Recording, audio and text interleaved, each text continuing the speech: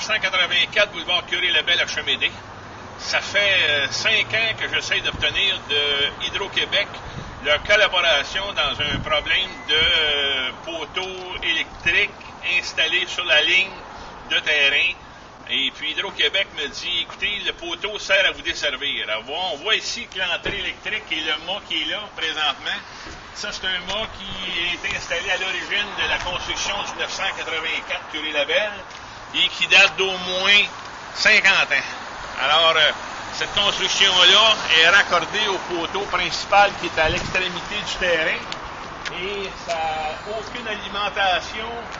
Le poteau de 600 volts ne provient ou n'alimente la bâtisse d'aucune façon.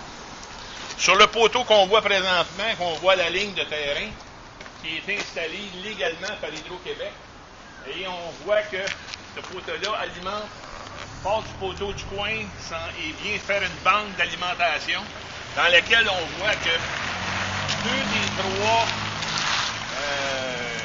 cloches d'alimentation sont en porte-à-faux au-dessus de mon terrain et que la 3e est vraiment en porte-à-faux au-dessus du chinois.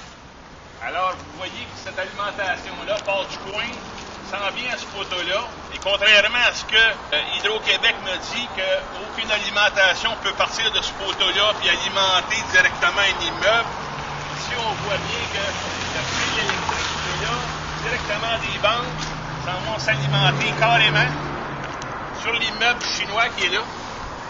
La maison en dessous, on voit que l'entrée électrique a été faite spécialement pour alimenter son électricité à lui. Alors, l'installation de ce poteau-là, illégal, me cause préjudice.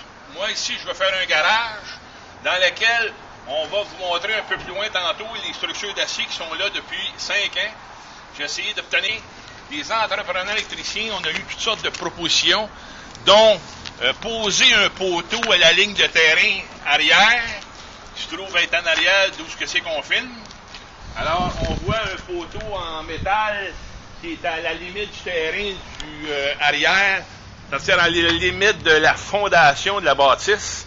Et puis, on nous a suggéré, l'été passé, de poser un poteau de l'œuf là pour alimenter le panneau 600 volts qui pourrait éventuellement alimenter l'immeuble qui est au coin là.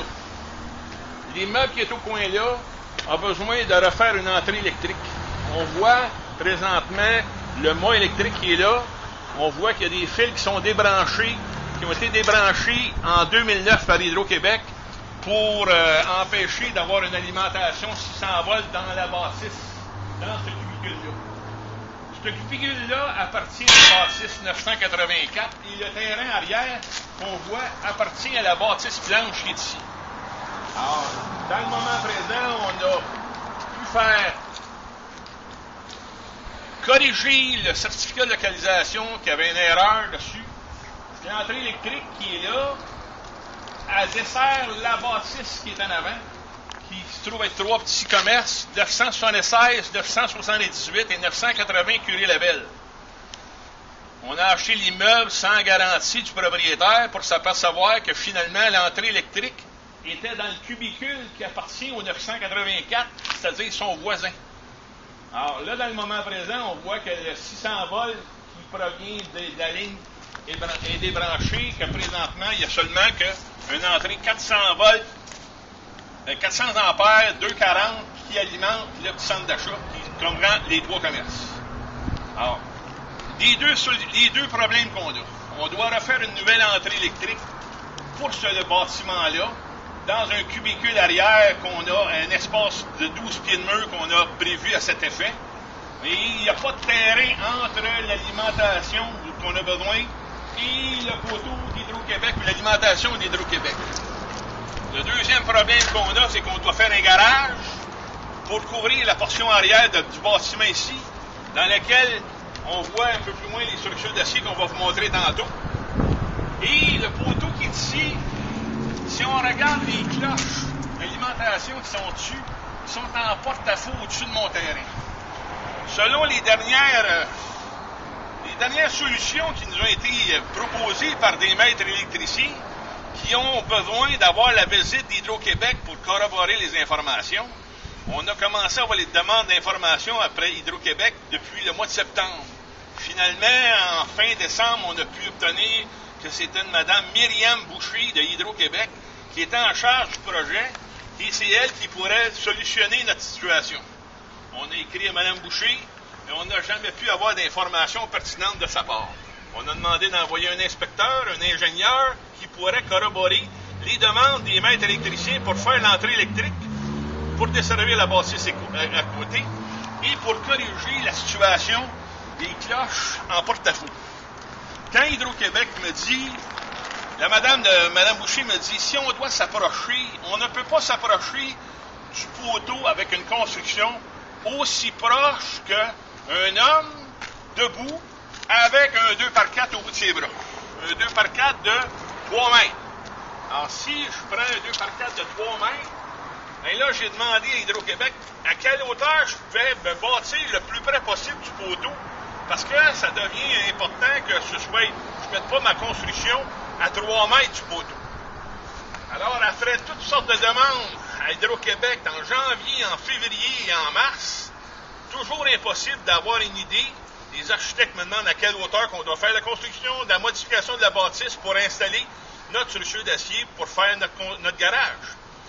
Alors, Mme Boucher me dit « Hey, approchez pas, mesurez pas, attention, l'arc électrique pourrait vous tuer. » Je dis « Madame, je dis, ça fait des mois que je vous demande cette précision-là, je suis jamais capable d'avoir la précision debout. » Alors, avec un de mes amis, on a pris une baillette. Alors, on s'est fait une baillette avec des marques à tous les pieds qu'on a vissé au poteau au mois de mars. On a fait ça au mois de mars, désespéré d'avoir la visite de quelqu'un chez vous qui pourrait venir.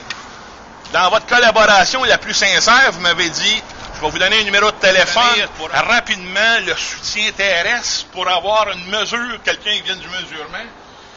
Et le soutien que vous m'avez donné, c'est le numéro général d'Hydro-Québec, dans lequel on doit attendre 1h15 environ pour parler à quelqu'un au soutien terrestre. Et finalement, ça a pris 19 jours à voir quelqu'un qui vient nous dire, vous pouvez vous approcher des cloches autant que vous pouvez. C'est pas les cloches qui sont dangereuses, mais les 3 fils en haut complètement. Alors, selon ce qu'on a compris avec les maîtres électriciens, c'est que les 3 cloches qu'ils ont là, ils sont en suspension sur 2 gros collets.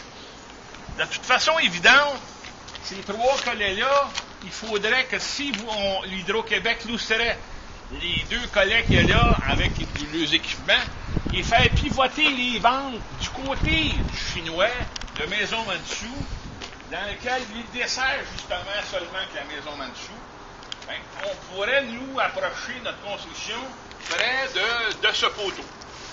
Et là, on n'est pas capable d'avoir les informations d'Hydro-Québec dans aucune façon. Hydro-Québec nous dit, on va vérifier comment est-ce qu'on peut faire dans le déplacement de ça.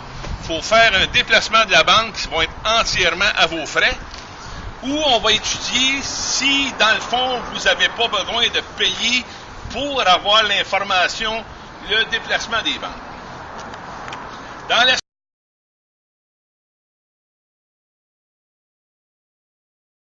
Alors, on voit la ligne de poteau ici, dans laquelle on voit que vraiment la ligne de terrain, que les 2 des 2 cloches sont en porte-à-faux vraiment sur mon terrain, et de simplement faire pivoter les banques du côté en porte-à-faux du côté chinois solutionnerait une grande portion des problèmes qu'on a au niveau du poteau. Faire enlever le poteau, je comprends que quelque part Hydro-Québec ne veut pas enlever le poteau parce que c'est des frais. Là, on va faire peut-être plus de bruit à ma fondation qu'il y en avait déjà. Comme il est là, il est installé. Et si on regarde le voisin à côté, quand Mme Boucher me dit qu'on ne peut pas s'approcher avec des fils électriques d'une construction de la hauteur d'un homme plus une baillette de 3 mètres, mais on remarque qu'il est là, le gars, il faudrait qu'il soit comme couché puis avec un bâton de popsicle pour pas atteindre les fils, parce que comme c'est là, il n'y a pas 3 mètres de distance entre le toit de métal qu'on voit chez le voisin et le toit d'à côté. Dans l'autre condition, quand on me dit qu'on ne doit pas s'approcher des fils d'Hydro-Québec, si on remarque le balcon arrière de cet immeuble qui est là en arrière, le voisin, on remarque que si le voisin est sur son balcon, on voit un barbecue qui est là, puis on voit la petite rampe, là, avec un 2x4 de 4 pieds, là, on s'aperçoit très rapidement qu'on est capable de toucher la ligne électrique qui est là. Il y a 2 poids, 2 mesures. Moi, il ne faut pas que je m'approche à une hauteur d'un homme, plus un bâton de 8 pieds, de tout ce qui s'appelle fil électrique. Le voisin qui est là sur son balcon en s'étirant le bras avec un 2x4 peut facilement le toucher. Puis l'autre, le voisin à côté, s'il est couché sur le toit avec un popsicle, il va être capable de toucher au fil. Et quelque part, il y a un petit peu incompréhensible. Alors ici, en arrière, on voit les 3 fils d'hydro. La première ligne, c'est 3 fils d'hydro. Ça, c'est le 240 volts et le 600 volts. Et en haut, complètement, on me dit que c'est le fil qui est dangereux, qui a 25 000 volts. Alors, on voit qu'ici, le chemin le plus court pour se rendre à la bâtisse qui est là, c'est en posant un poteau là et en passant peut-être souterrain pour ne pas nuire au garage qui va être construit ici. Comme je suis propriétaire présentement des 2 bâtisses, j'ai proposé ça à Hydro-Québec. Les électriciens demandent de faire valider l'information par Hydro-Québec s'ils acceptent. On n'est pas capable d'avoir de réponse d'Hydro-Québec. J'ai tenté d'écrire à Mme Boucher, j'ai parlé avec Mme Boucher, elle a étudié le dossier. La dernière fois, elle m'a dit, vous n'avez pas besoin de faire une demande écrite à Hydro-Québec. Par politesse, pour vous rendre service, je vais faire une demande interne. 1 semaine, 2 semaines, 3 semaines, 4 semaines, 1 mois, 1 mois et demi. Toujours pas de réponse. J'ai écrit à Mme Boucher, je dis, quand on va avoir une réponse? Elle dit, vous savez, M. Martel, la documentation et Hydro-Québec est une machine très lourde, une administration très lourde. Je parle avec des amis d'Hydro-Québec qui ont déjà travaillé chez Hydro, ils disent, est-ce qu'il y a un numéro de dossier, une référence? Même la madame, quand j'ai écrit à M. Vandal m'a référé à une madame Desgranges, qui est une madame dont le bureau est à Saint-Hyacinthe pour s'occuper de mon dossier. Elle dit, M. Martel, votre dossier est tellement compliqué, on ne comprend pas. Je vous ai fait 15 petites vidéos par étape que vous puissiez comprendre et suivre les étapes pour la situation. Vous m'avez dit, refaites-moi votre demande, c'est trop compliqué. Et en dernier souci, vous m'avez dit, écoutez, étant donné qu'il n'y a aucun numéro de référence pour la démarche que Mme Boucher est supposée faire avec Hydro-Québec, il semble qu'il n'y en a pas de démarche de fait. Alors, elle me dit qu'il n'y a aucune démarche de fait. J'ai demandé à Mme Desgranges de me confirmer la hauteur que je peux faire ma construction en me rapprochant toujours de mon poteau, même en me fiant avec la baillette que j'ai posée pour nous donner comme un guide. Et Mme Desgranges me dit, écoutez, je vais vous avoir l'information rapidement, mais je vous dis, je m'en vais en vacances. Alors, je m'en vais en vacances pour quelques semaines en Floride. Je dis, est-ce que vous êtes capable d'obtenir les informations avant de partir? Elle dit, je vais envoyer ça très rapidement, M. Martel. Et elle a dû amener le petit mémo avec elle en voyage. Il faut espérer qu'elle ne se blesse pas. OK.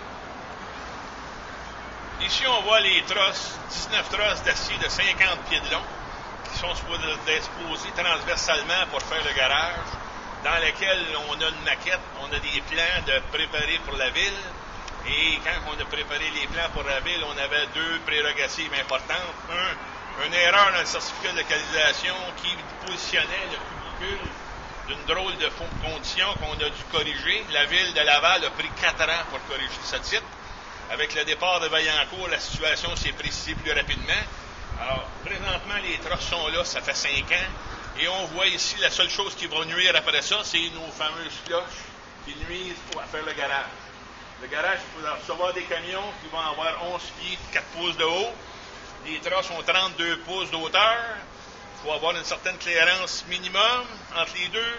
On veut savoir à quelle construction qu'on doit faire pour pouvoir faire, à quelle hauteur qu'on doit faire pour pouvoir corriger la structure d'acier, les pattes pour recevoir cette structure-là, pour rétablir le garage rapidement. Ça fait 5 ans qu'on attend. Est-ce qu'on peut avoir un soutien? Merci.